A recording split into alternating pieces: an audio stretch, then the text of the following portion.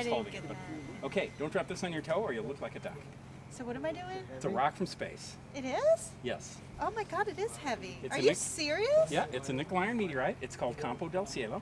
It was found in Argentina in 1576, and it came from out between Mars and Jupiter from the asteroid belt. It's 92% iron and 7% nickel, so it smells like a pocket full of nickels.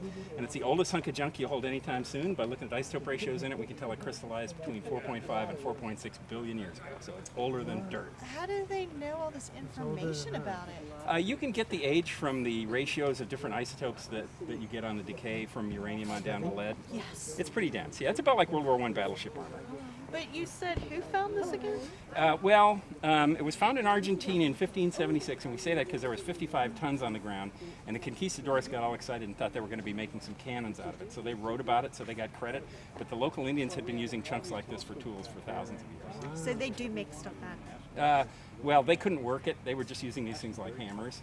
But you could work it nowadays. And the Egyptians could work it a little bit because there were some daggers made out of meteoritic metal that were found in King Tut's tomb. How did you get that? There's 55 tons of this that survived, so it's a pretty common one. And I got Okay. this specimen from Southwest Meteoritics Labs, and they were actually dumping it because it's rusting, and they had a better specimen. But I figured it's got a couple of million years left on it. And so it's you said it's from meteorite? And Okay. it started out as, it had to come from an asteroidal body that was around 100 miles across to be big enough to melt and differentiate and have all the heavy stuff go to the middle. 100 miles. So it must have been super heavy. Well, then it got broken apart by a collision of some But kind. So because that's heavy. yeah, well, this came from the core of it, so the core was pretty heavy. You said they found it in the 1500s. Yeah. When did it crash? We think it fell about 5,000 years ago, judging from erosion and stuff of the craters. So, yeah. So we can just walk around. And they can match it spectrally to debris that's out there. So and there are some that match it chemically that have been seen to fall. And if you get enough people that see it, like that Chelyabinsk meteorite in February, you can do a back orbit. Did they say people got hurt from that? People got hurt from that from the shock wave.